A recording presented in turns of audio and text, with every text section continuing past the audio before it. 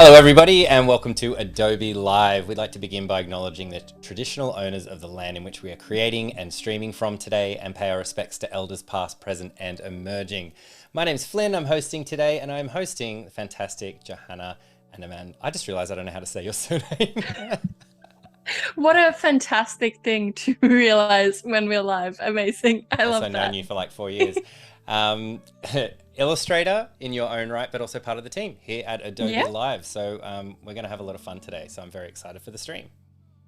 Absolutely, me too. I love this new season that we're in, spooky season, as you can tell. I was telling Flynn before we started the stream that none of this is for the stream. This is genuinely what my room looks like at the moment. So pro Halloween in this household. Yeah, so my wife's favorite season is definitely Christmas. Like she gets super excited about it. Is your version of that, is your version of Christmas Halloween?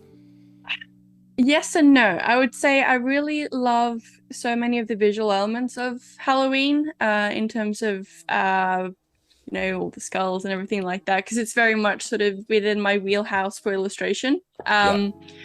But I do have nostalgic and just a lot of good memories with Christmas. So it's kind of Christmas and Halloween somehow for my big holiday extravaganza.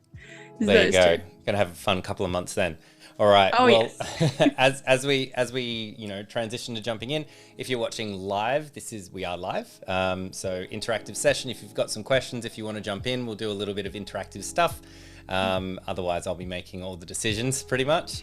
But yeah, jump in there and let us know. We were talking before we went live as well about if in Sweden, Halloween is kind of celebrated. I don't know if that's the right word, maybe embraced.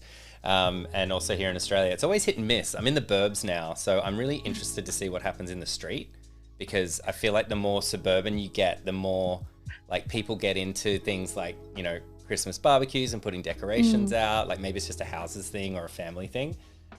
So I'm looking forward to Halloween to see if there's any trick-or-treaters come around. But yeah, let us know wherever you are in the world. Do you celebrate Halloween? Participate, whatever. Let's transition over into what we're actually doing today. Should we jump over to your screen? Yeah, let's do it. Let's do it. All right, let's check this out. What have we got here? We have lots of illustrations that I've done before. So in a kind of opposite of, well, actually, no, in a true to form, here's what I prepared earlier. Here are some sketches that I've just grabbed that kind of either are of very spooky things or sort of communicate kind of the style which I'm thinking we could go in today. So a tip that I have for people that when you don't know what to draw or you kind of feel a little bit art-blocked, looking at stuff you've already done and maybe just simply copy pasting that and redrawing that again can sort of get you into not only the drawing mood, but remind you that, oh yeah, I actually, know how to draw. So for today, these sort of selection of pieces, some are very detailed, some are not even finished, are going to sort of inspire us in what we create today. Yeah, they're quite different styles, just having a they look. are. Yeah. No, that's something that I'm grappling with kind of as the sort of illustrator part of my career, whether what is my definite style. And I even did a style audit where I did very much similar to this, grabbed all the pieces that I really liked and that felt me, and then I tried to sort of find, okay, what are the similarities, what are the differences. I asked friends and family, when you look at this, what do you see, what do you think? And I realized that I'm never gonna draw in the same visual style all the time, right? But for me, style is more thematic.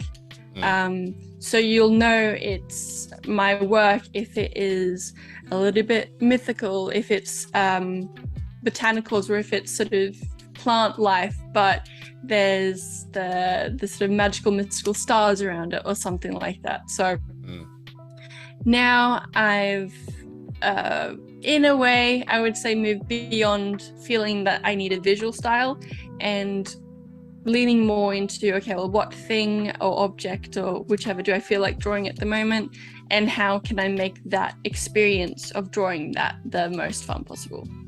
Sounds very cool. Sounds very freeing. Yeah, no, it's the penny drop sort of realization, or the eureka moment. Yeah. But it has taken many years to get here. That's great. Okay, so what are we up to today? What are we doing today? So I'm thinking, based on these samples, we could make some stickers. We could make some GIFs, or just animate some of the stickers if we really like them.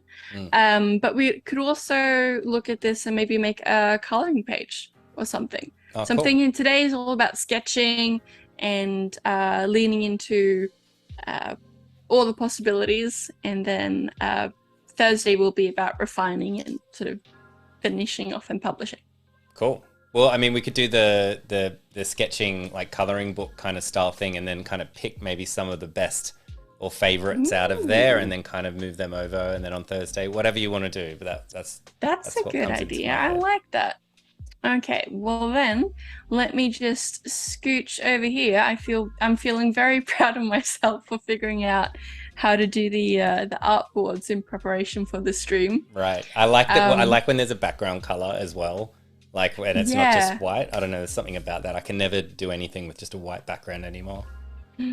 It's so much better for your eyes. So speaking of, taking care of your body as you're creating, having something that isn't like stark white in your face for long periods of time is always good. And for me, it also emulates the kind of paper that I'm drawn towards. So my paper that I like is a little bit creamier, not sort of yellow paper, but it's off-white is what I prefer. So this feels more at home. And I'm also using a light brown color as well, just to make it a little bit different different and fun to sketch with as well. But how about we get started just by drawing some skulls?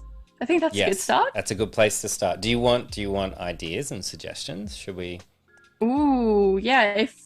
If chat has any, or if you have any of how, maybe we'll do how many skulls can I draw, and maybe each one has a story behind them, or I don't remember what the grammatical term is, but maybe one is themed around like edible, or one is crystal, or something like that.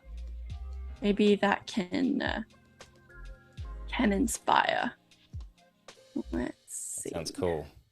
I like the idea of them having a story, like the skull of a jaded cop that's that died just 3 days before retirement or something. Ooh, yeah. Well, what would that look like? That is very specific, and I love it. That was specific. I wasn't actually throwing that out there, but hey, take it and run with it if you like. So let us know in chat, Behance chat, or even YouTube as well if you're over there. We'll keep an eye on that one. If you have some suggestions thrown in. As you get started, we were also chatting just before, like with Halloween, if you search like Halloween, like it's pretty common kind of tropes kind of pop up, like bats and pumpkins and stuff. But I was just thinking like how like a lot of things have translated, I guess, universally for Halloween, like skulls, like dressing up like vampires, ghosts, zombies, that kind of thing. But pumpkins, I think, seems so, like the carving of pumpkins and it being involved in a lot of illustrations does seem a bit like, it seems very much more American than a lot of the other things. It is sort of textbook Halloween, isn't it? Right. Not that there's anything wrong with that. It's an American thing. But have you ever carved a pumpkin? I actually like, don't not think I have. Eat, but like as a recreational thing. Decorative carving. I don't think I have. No, I have, as you can see over there, and I'm sure there's one on my table. I do have a lot of pumpkin objects around me, but no, I don't think I've ever carved one during Halloween, or sort of even just during October. So maybe that's something that I have to do. Maybe that's homework for me. There you go. Is to this year carve carve some pumpkins. Carve some pumpkins. And Americans, do you eat the pumpkin? Because I think they got it out and maybe make it. Look at us trying to understand. I think they got it out and then and then they make pumpkin pie out of it. So you do eat it. So it's pulp. Okay. I think so. Yeah. But I have no idea. So if there are any Americans in chat, please educate us. Let us know. We need to know. Inquiring minds need to know. Absolutely. Okay, so I've just had an idea.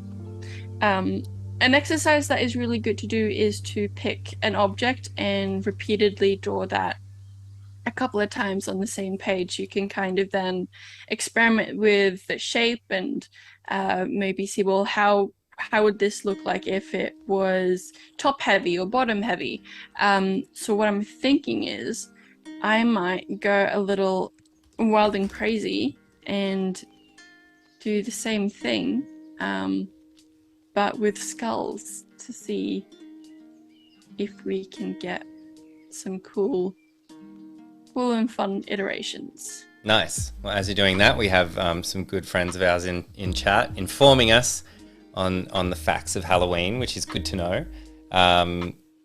So Michael Murphy, hi Michael, has said pumpkin pie and pumpkin cake. Ooh. Having had neither, that sounds delicious. Yeah, and Jessica, great to see you also, Jessica, also roasting the seeds.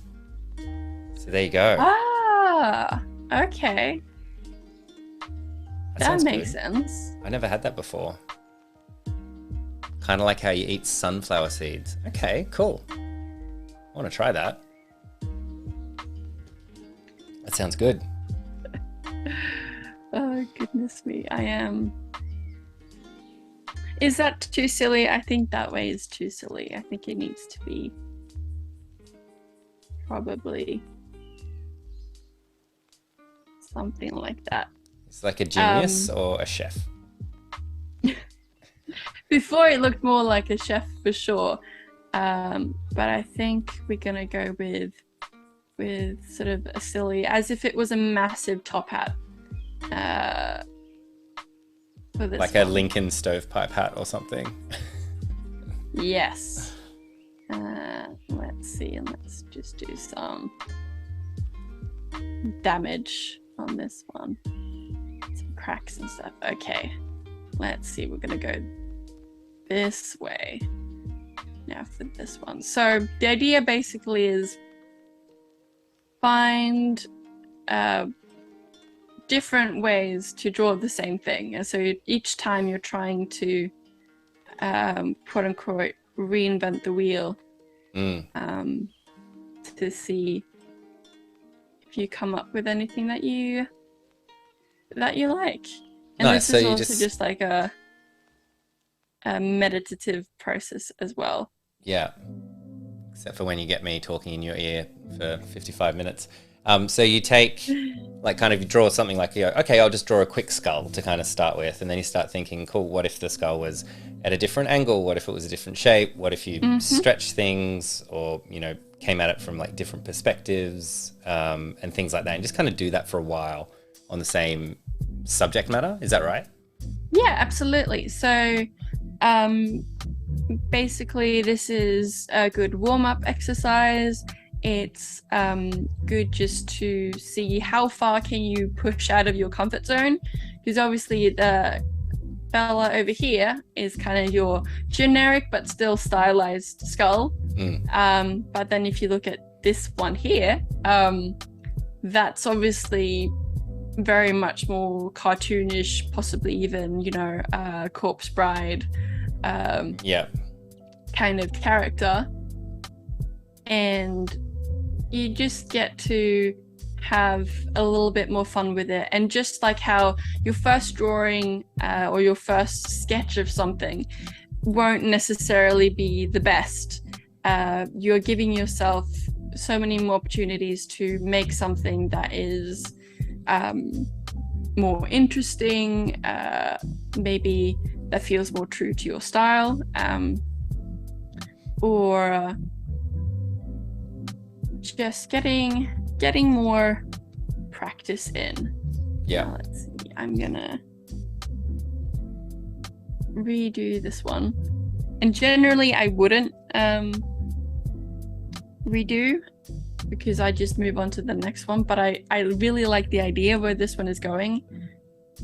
So I'm gonna move it out of the way a little bit so I can make it, oh, that's not what I wanted to do.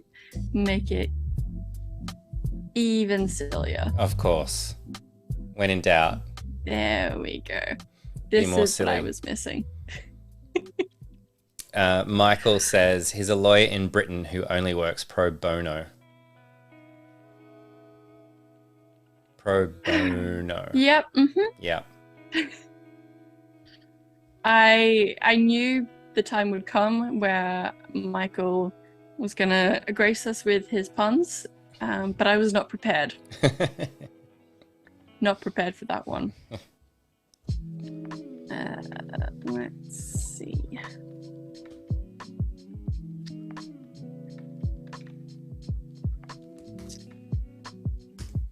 So this really is something that you can kind of keep going with till you're bored.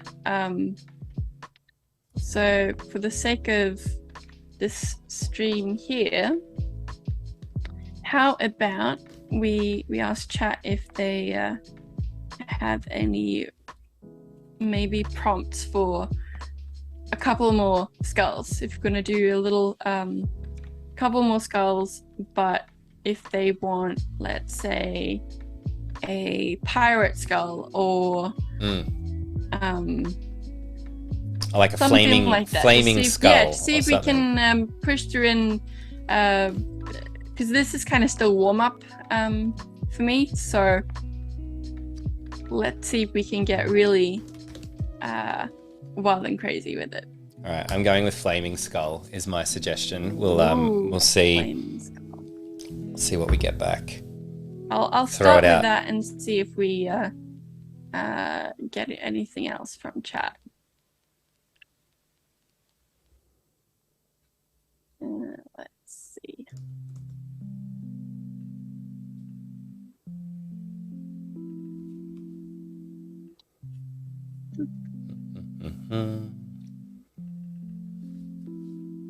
That's cool. Skull cloud, skull tree. Ooh, I do like that. Let's see. I'm just gonna write that down. So I'll make a little list. I'll make a little list for us. Perfect. But yeah, feel free to write it down anyway.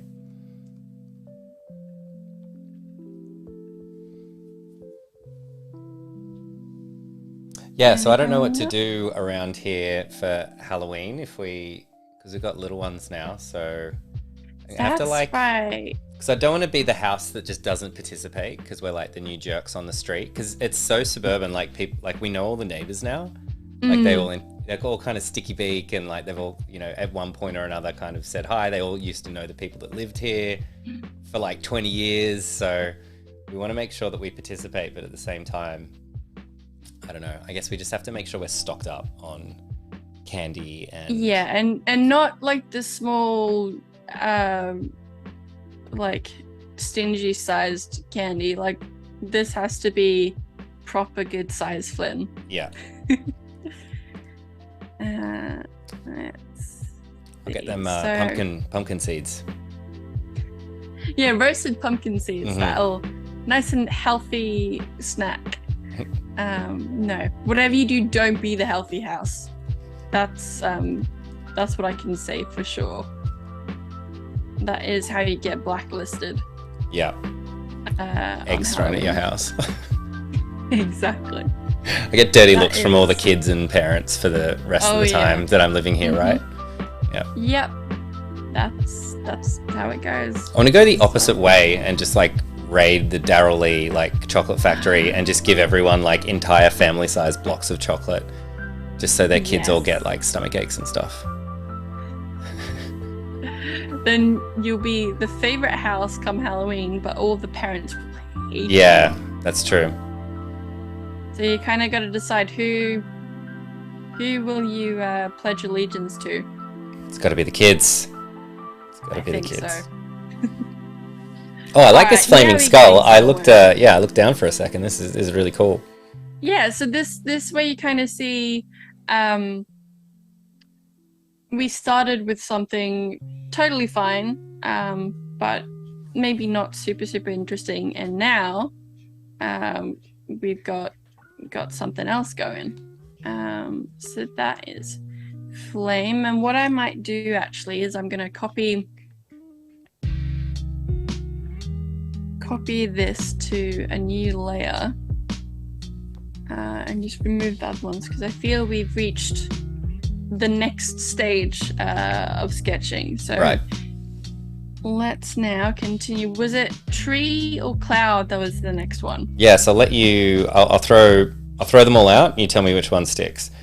Skull tree, skull cloud, skull candy.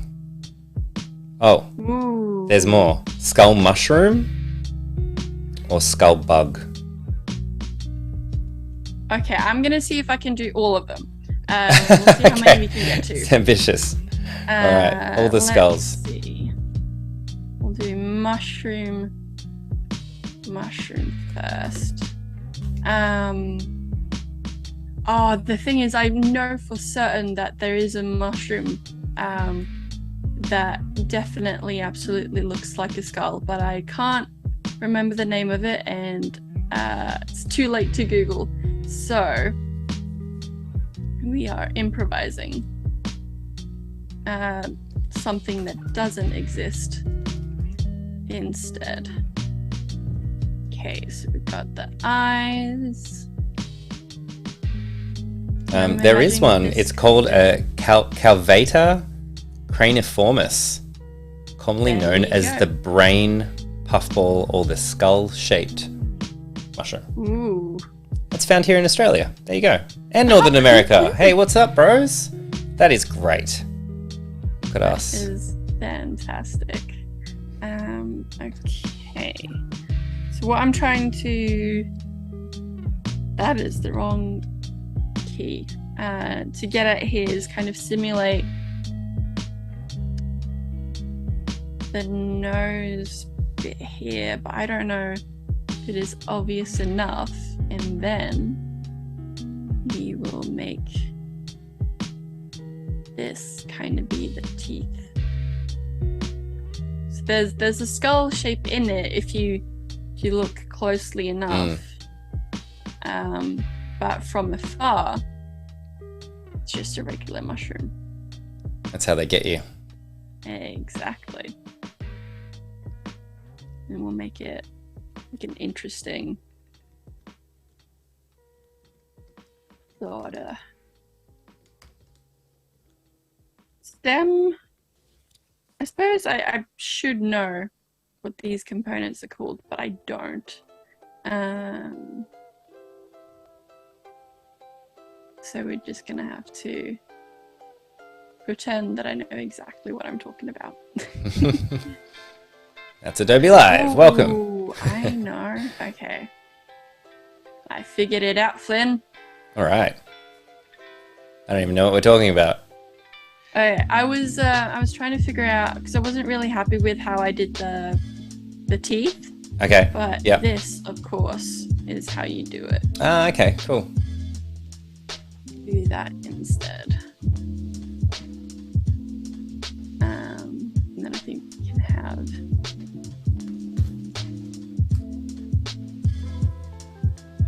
kind of like so.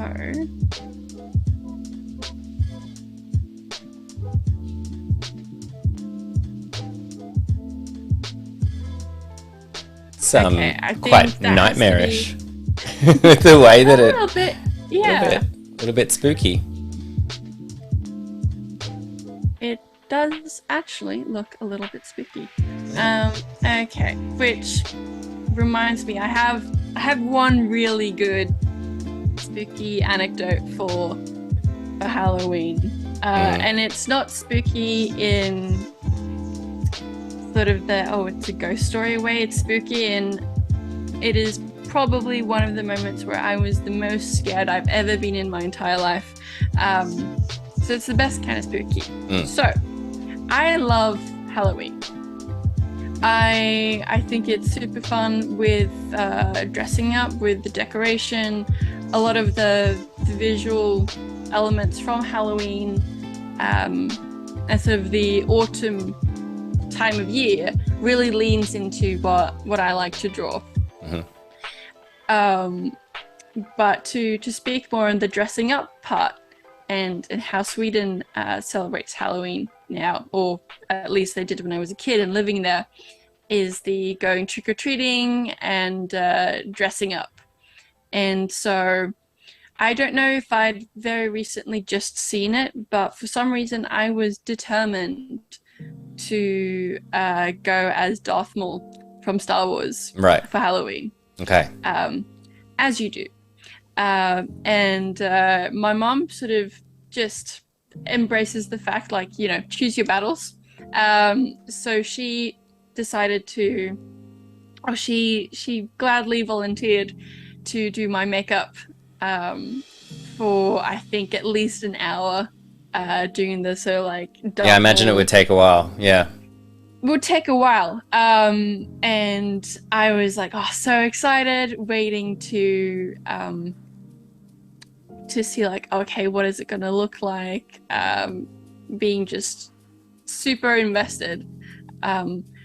And she was finally done, and I got to take a look, and I screamed.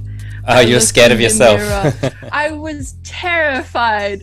And poor mum had spent I'm gonna exaggerate, several hours doing my makeup and sort of checking, like, before even starting, like, are you sure? Like, he's a bit scary. And I was like, no, this is definitely who I want to be for Halloween. And I was so terrified. I started crying. I couldn't look myself in the mirror because she hadn't let me look the entire time because it was going to be the big reveal. But I was so scared and so sad that we had to immediately wash it off. Gosh.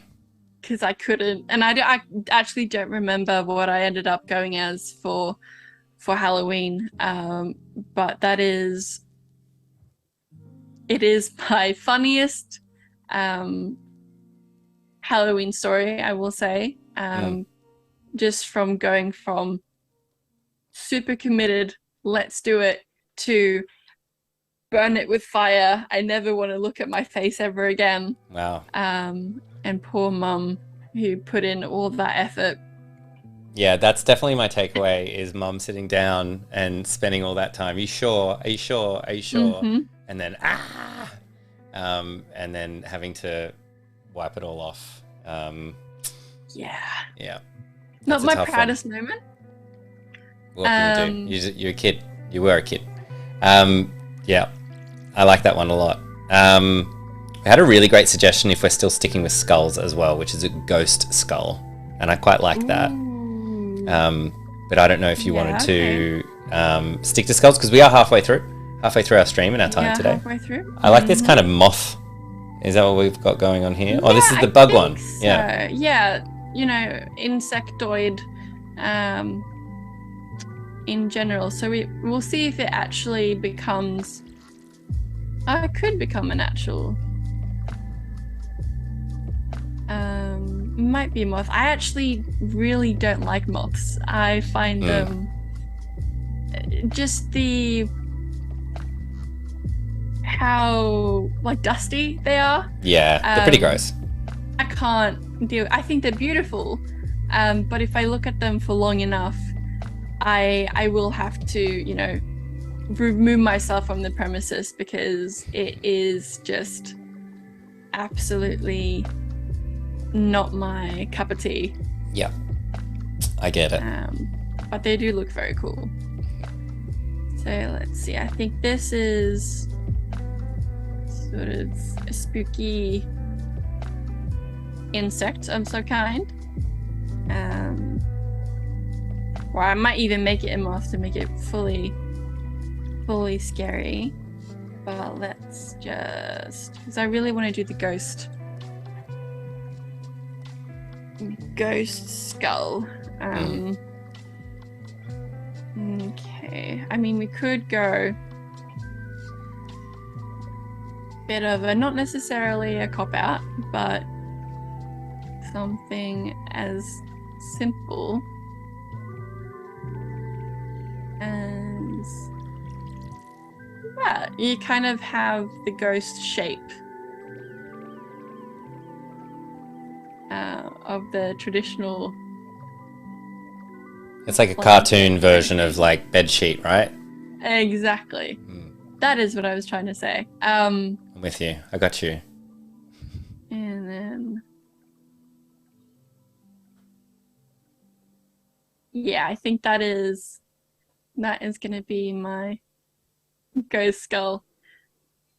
And what I love with prompts like these too is that you can be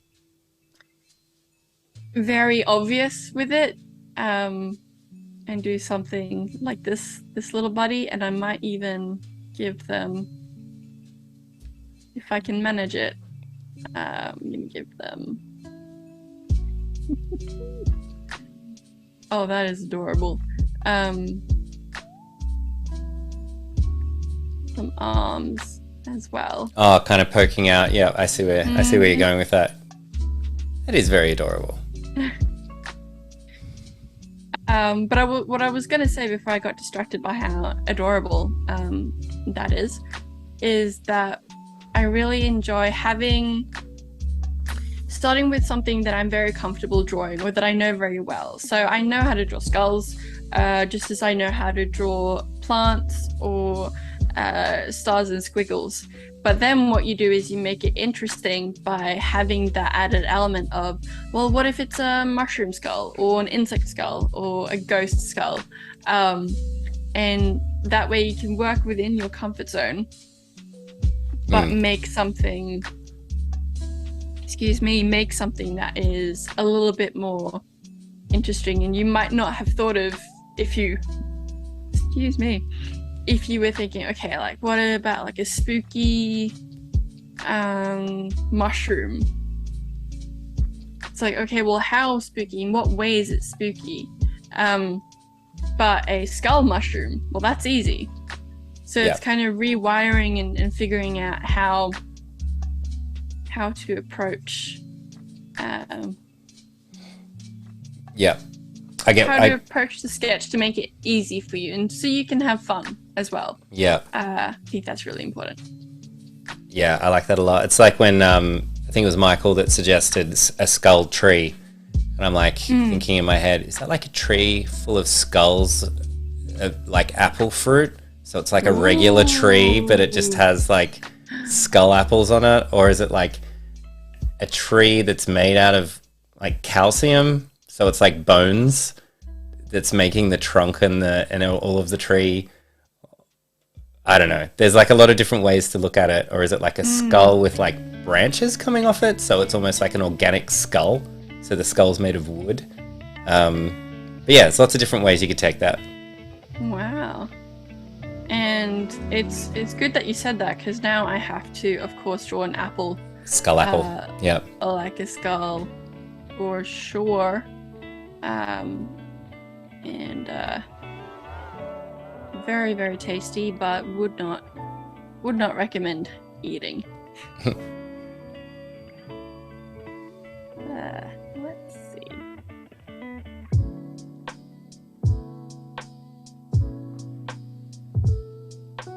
Jessica, before, I think she was talking about the mushroom one in the middle with the stem. Looks like it has legs for days, and it's I keep looking at it as well, and I keep seeing like a leg in fishnets or something going down. Because it's kind of like, here's the it's exactly. It's almost like a leg. Yeah. And go.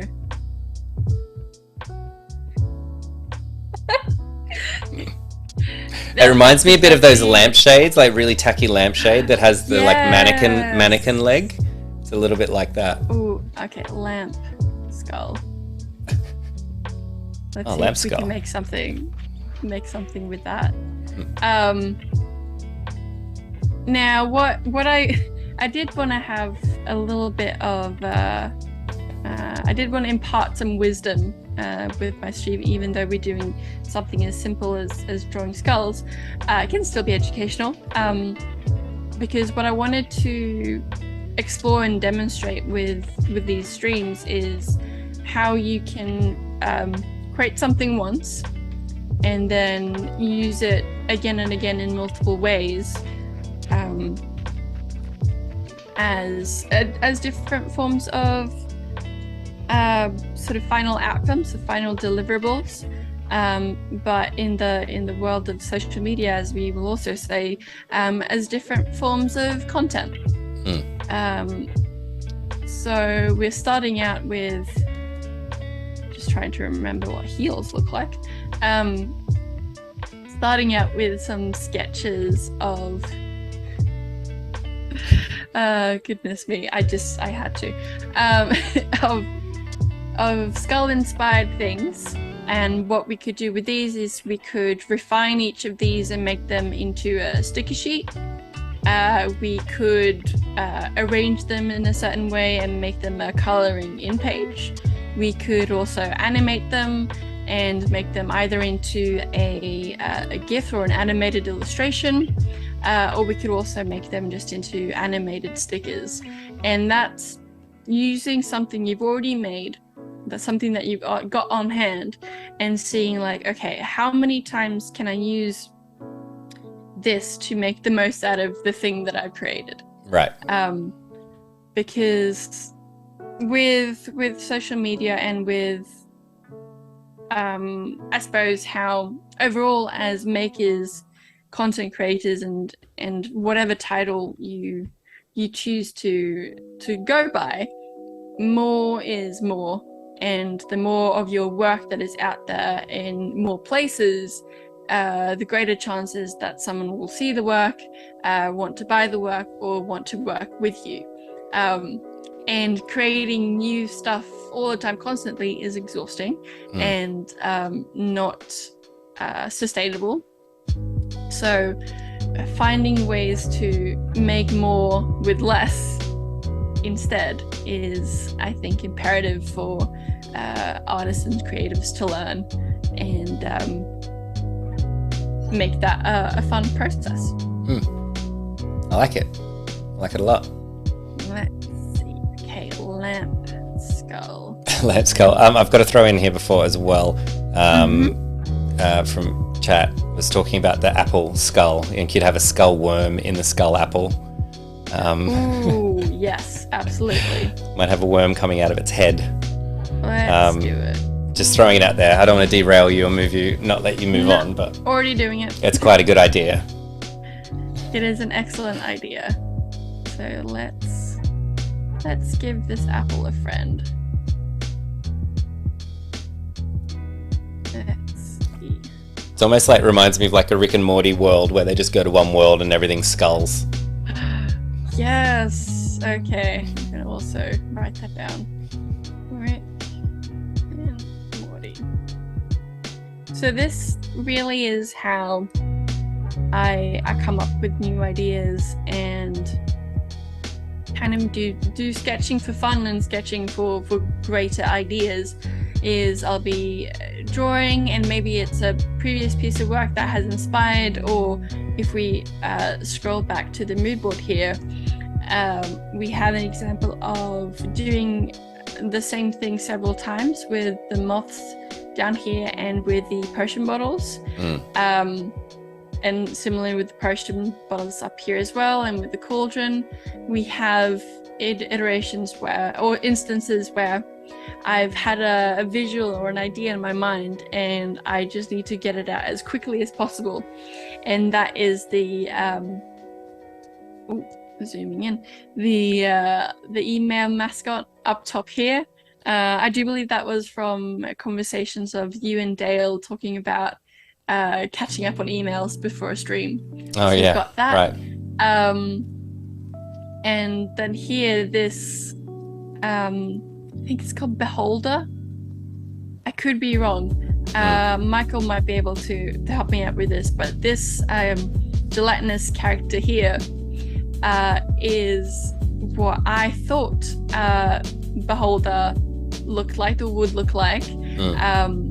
before actually checking what they actually look like. So this is a character or sort of a monster that you fight in Dungeons and Dragons. Right.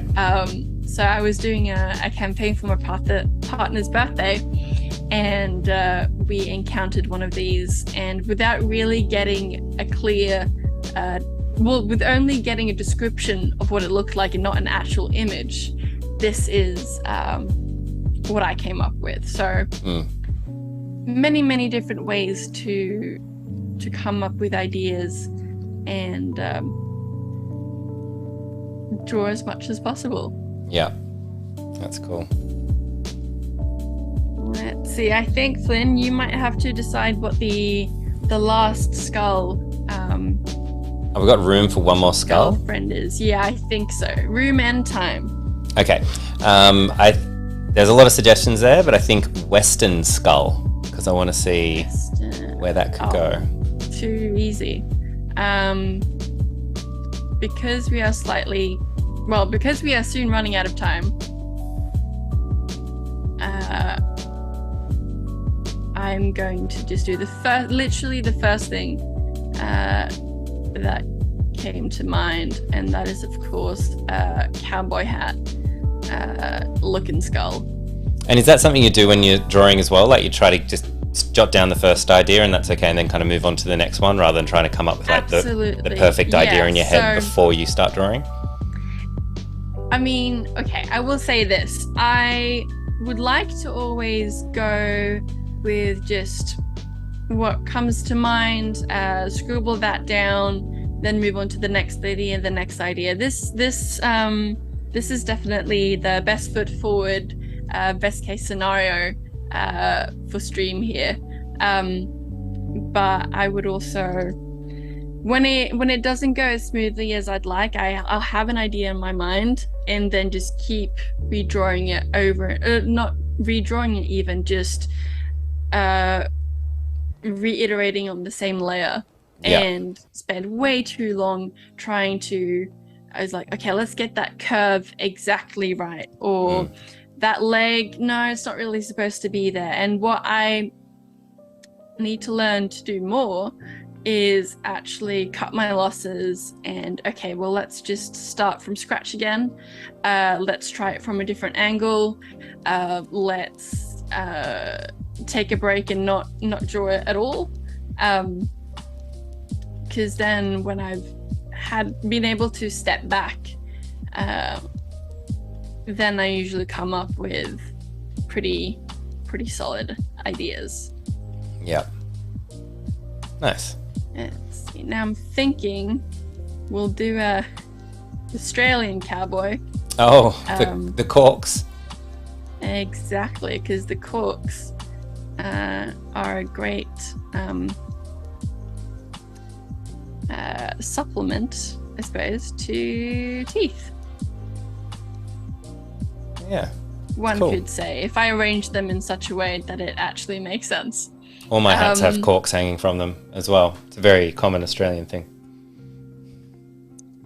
Exactly. Keeps the drop bears away. Absolutely. Now that is looking a bit too much like a cowboy hat, so we'll remove those and actually maybe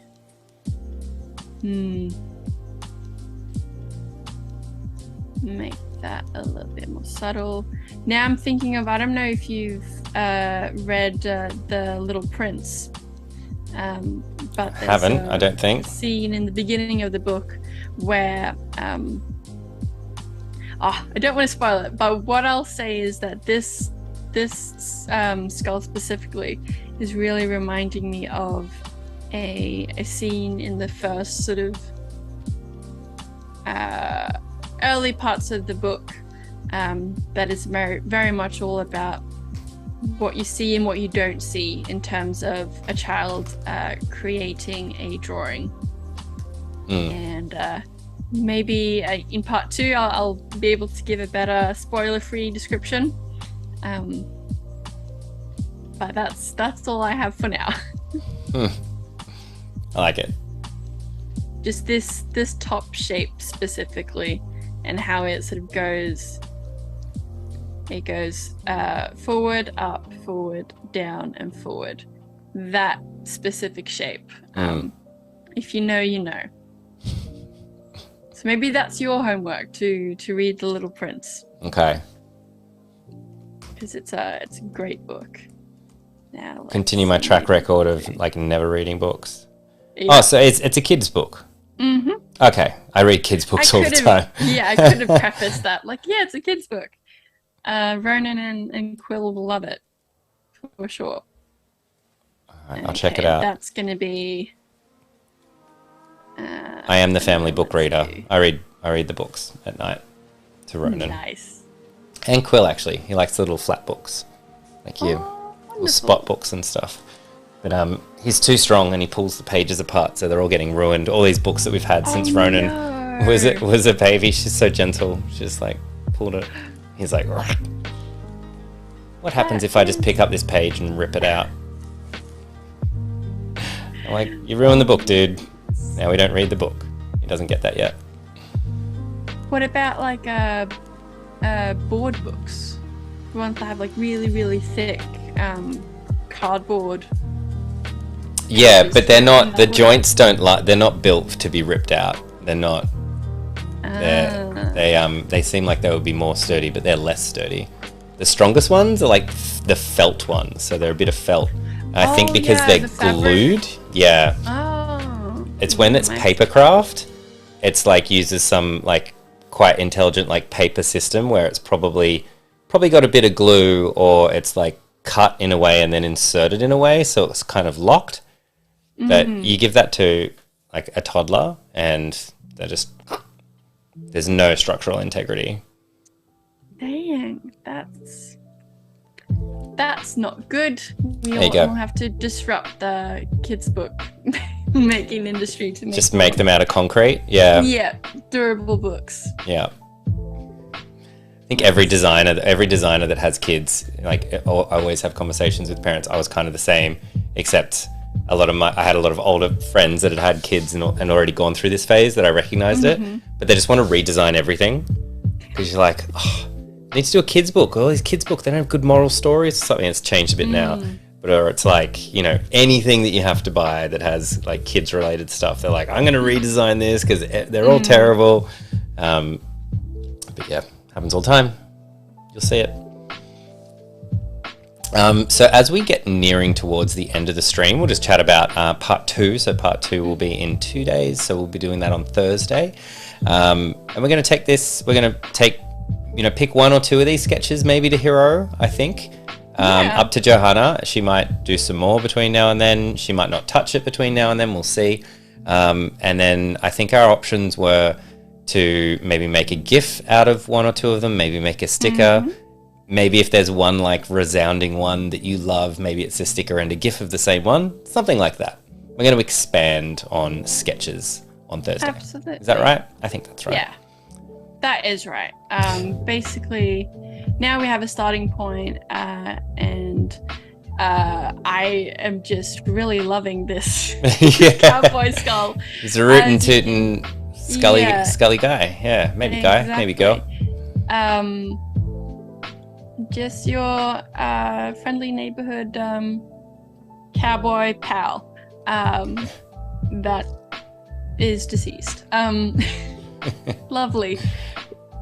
But yeah, so spooky. I think we'll pick 2 or 3 maybe. Honestly, I am considering if we pick Skull Cowboy here and maybe we pick Skull Apple Skull and Skull Apple. What a name. And maybe the Ghost Skull here. These 3, because they're relatively the same size. Yeah, they seem thematically kind of a bit connected. They're a bit more of that cartoony kind of style. Exactly, and they also have relatively, as you said, like the same kind of complexity. So I think with this we could first of all refine them and maybe make a you know what, I'm gonna save that till next stream. We'll see what we'll do with them, but nice. all we can say for now, I think, is these three will be our three musketeers for part 2. I like it.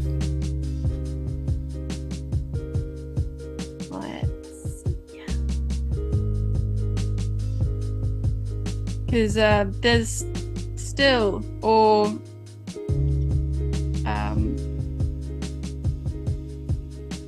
I am just hyper focusing on this part. There we go. So I think there's still so much that we can do, and I'd love to, keep making, now that I've kind of found a sort of a style for this series or this session, where it's it's very small, simple, stylized, comedic, and going into pop culture references where possible.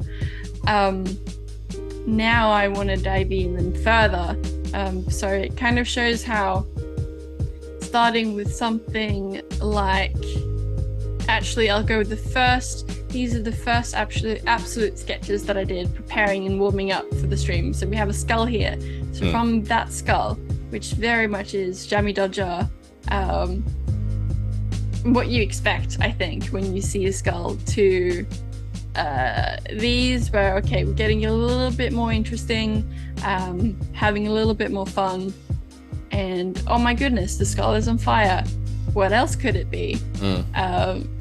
To these here, and then of course to these final ones here. And I think if I started out trying to make we've got a sort of sticker sized small cute skull, I don't know if I would have come up with the same ideas. Right, so it's about the kind of iterative process that we've kind of gone through to end up where you're and at. Yep. Just following whatever train of thought seems like the most interesting. Yeah. Let's see here. I'm trying to think, because now we're getting to the point where I don't want to add any more lines to the sketches, because I'm pretty happy with how they all are, because I don't want to overwork them. Yeah. Because that's something that I can easily fall into, is you get the idea and you start drawing and you just then want that to be quote unquote perfect. And before you know it, you've overworked the design. It doesn't look anything like how it started out as.